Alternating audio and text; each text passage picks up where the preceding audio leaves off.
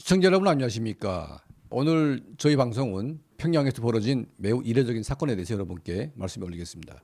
자, 북한의 국가 보위성은 해외와 연계된 김정은 암살 또는 이제 김정은 정권 교체, 자, 이런 임무를 띈 내부의 반체제 세력을 적발한 것으로 지금 밝혀지고 있는데, 그 적발했다는 이제 증거는 뭐냐면 바로 국제사회와 다이렉트로 전화할 수 있는 위성 전화를 여러 대나 이제 발견해 가지고 지금 국가보위성이 총비상사태에 돌입을 했습니다. 자, 북한은 그 어떤 누구도 해외와 통화할 수 없습니다. 만약 해외와 통화하려면 국가보위부 입회하에 최신소에서 모든 통화 내용이 녹음되고 도청되는 이런 조건으로 이제 통화를 할 수 있고, 그 외에 모든 통화는 간첩 행위로 규정이 됩니다. 자, 중국 휴대폰을 국경 지역으로 들여와 가지고, 자, 신의주나 뭐 온성, 무산 이런 국경 지역에는 중국 휴대폰, 중국 기지국을 받고 중국과 통화할 수 있습니다.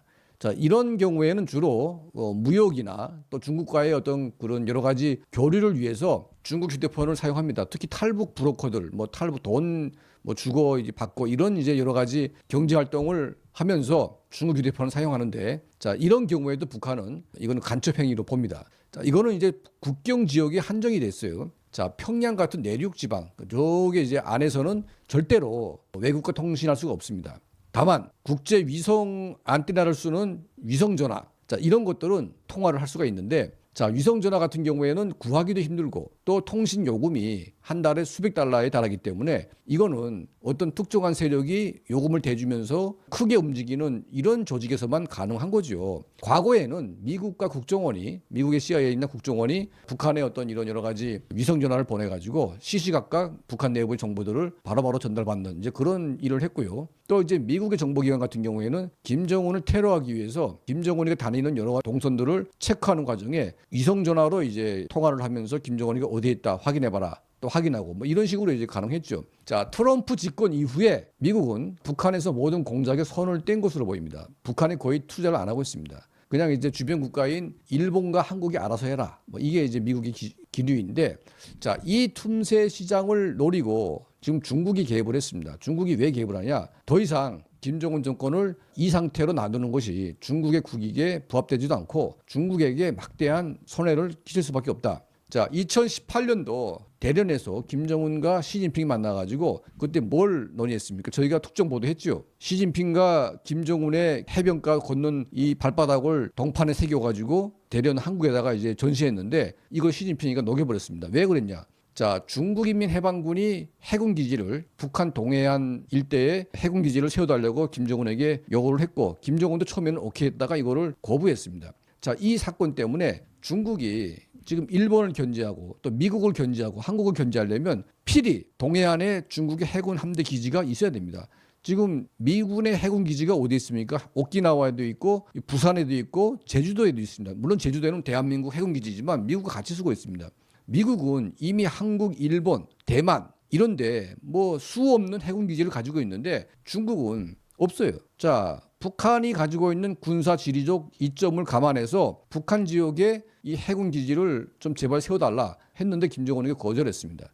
자, 이제는 김정은 정권을 손 좀 볼 때가 됐다. 그러니까 미국이 지금 뭐 약간 포기 상태이기 때문에 어차피 중국 지도부가 북한 정권을 자기들의 입맛에 맞는 친중 정권을 세우는데 목표를 두고 있고, 그 가운데 김정은 정권, 이 김정은을 제거할까 말까 이걸 이제 미국이 생각하는 게 아니고 중국이 지금 생각을 하고 있는 것으로 보이고 있습니다.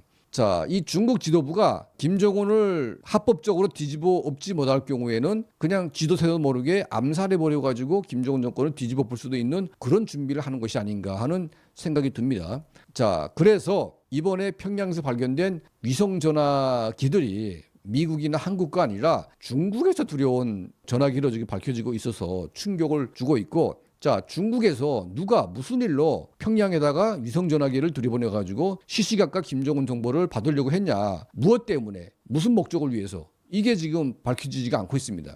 자, 중국 정부의 지금 북한 길들이기, 또 북한 지도부 지금 흔들기, 더 나아가서 김정은 정권, 김정은을 미국만 제거할 수 있는 게 아니라 중국도 그럴 힘이 있다, 까불지 말아라. 자, 이런 메시지를 지금 중국 지도부가 북한에 보내고 있는 것으로 지금 보여주고 있습니다.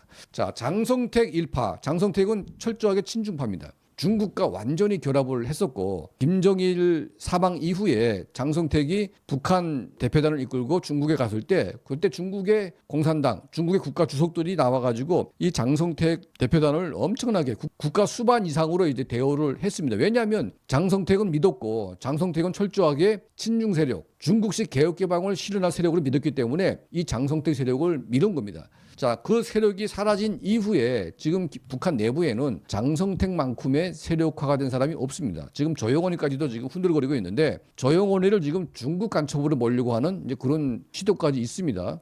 자, 이번에 발견된 위성전화. 자, 이 사건에 대해서 지금 북한 국가보위성이 매우 심각하게 지금 이 사건을 보고 있고 또 김정은에게 보고한 것으로 지금 알려지고 있습니다. 자, 저 채널은 이 평양 내부에서 발생하고 있는 이런 다양한 정보들 또 이런 이제 김정은 생명과 관련된 이런 정보들은 저희가 세심하게 또 정밀하게 취재해서 여러분께 전달해 올리겠습니다. 자, 저희 채널을 항상 시청해 주시고 도움을 주시는 우리 모든 분들께 진심으로 감사드립니다.